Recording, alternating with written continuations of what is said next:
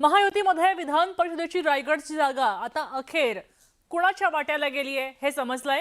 राष्ट्रवादीच्या वाट्याला गेली आहे। रायगडची जागा राष्ट्रवादीच्या वाट्याला गेली आहे। रायगडवरनं बराच वाद रंगला होता आणि आता अखेर ही जागा राष्ट्रवादीला मिळाली आहे। राष्ट्रवादीकडनं अनिकेत तटकरे यांनी उमेदवारी अर्ज दाखल केला।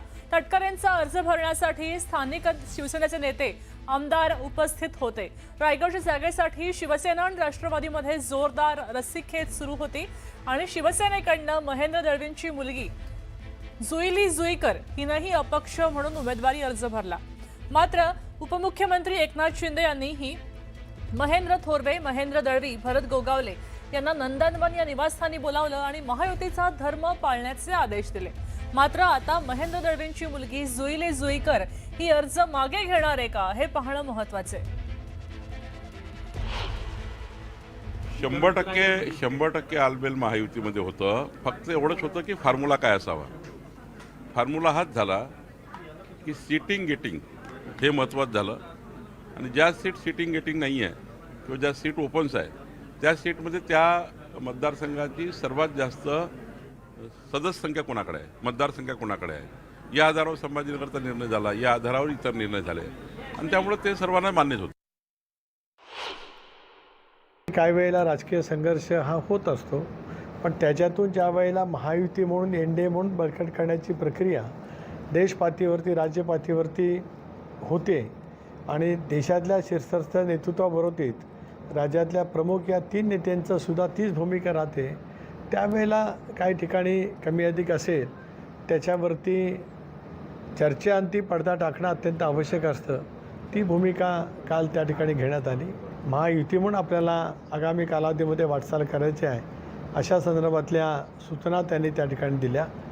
जरूर या बाबतीमध्ये पुढच्या कालावधीमध्ये कुठे समज गैरसमज होणार नाहीत। राष्ट्रवादी काँग्रेस पक्ष म्हणून आमच्या मित्र पक्षांशी, मग भारतीय जनता पक्ष असेल, शिवसेना असेल, सौहार्दाचं वातावरण कसं राहील याचा प्रयत्न आम्ही सगळेजण करू। राष्ट्रवादी काँग्रेस पार्टीचेच म्हणजेच महायुतीचे उमेदवार हे अनिकेतजी तटकरे आहेत। आज मी, नितेशजी राणे, स्वतः तटकरे साहेब, आदितीताई, आम्ही सगळेच लोकप्रतिनिधी या फॉर्म भरण्याच्या कार्यक्रमासाठी उपस्थित होतो। आमचा विजय महायुतीचा निश्चित आहे आणि महाराष्ट्रातल्या सगळ्यात जास्त मतानं ही महायुतीची जागा आम्ही जिंकू। नाही, अर्ज भरलेला आहे, परंतु अर्ज मागे घेण्याची तारीख ही अजून 2-3 दिवस आहे। त्याच्यामुळे महायुतीमध्ये एकामेकाच्या समोर कोण उभे राहणार नाही त्याची दक्षता आम्ही नक्की घेऊ। महेंद्र दळवी साहेबांची देखील आम्ही चर्चा करून त्यांची समजूत काढू। आता पहा, ही जी राष्ट्रवादीची जागा आहे, रायगडची जागा आहे, ती राष्ट्रवादीला सुटली, राष्ट्रवादीच्या वाट्याला गेली आणि रायगडमधनं राष्ट्रवादींनी अनिकेत तटकरे यांना उमेदवारी दिलेली आहे। पण इथं महेंद्र दळवींची मुलगी जुईली जुईकर हिनं सुद्धा अपक्ष म्हणून अर्ज भरला होता। एकनाथ शिंदेंनी महायुती धर्म पाळा असे निर्देश दिले, राष्ट्रवादीला साथ द्यायची सूचना केली, आपल्या नेत्यांना सूचना केली। मात्र महेंद्र दळवींनी जुईली, त्यांची मुलगी जुईली अर्ज आता मागे घेणार का याबाबत स्पष्ट बोलण्यास नकार दिला। अर्ज मागे घेण्याबद्दल 4 तारखेपर्यंत निर्णय होईल असं शिवसेना आमदार महेंद्र दळवींनी सांगितलंय आणि अशामध्येच आता जुईली आपला उमेदवारी अर्ज मागे घेणार का याची उत्सुकता सगळ्यांना आहे आणि त्याचवरून चर्चाही रंगलेल्या आहेत। तुम्ही बघितलं की सगळ्या मीडियासमोर आम्ही अर्ज दाखल केलाय। तो आमचा अधिकार निश्चित आहे, कारण शिवसेना दिला जनाधार आहे। कदाचित उद्या बरेचसे चिरंजीव देखील भरतील। ही प्रक्रिया आहे, उद्याच्या दिवसापर्यंत प्रत्येकजण इच्छेप्रमाणे आपला तो फॉर्म भरणार आहे।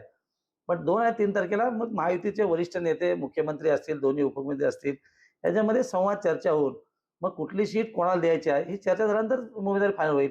पण आज काही लोक उगाच कपाळाला बाशी म्हणून सांगतात की आम्हाला उमेदवारी मिळाली, असं अजिबात नाही आहे। याची प्रक्रिया सुरू आहे। जोपर्यंत 4 तारखेपर्यंत विड्रॉल होत नाही तोपर्यंत याच्यात अनिश्चितताही कायमची राहणार।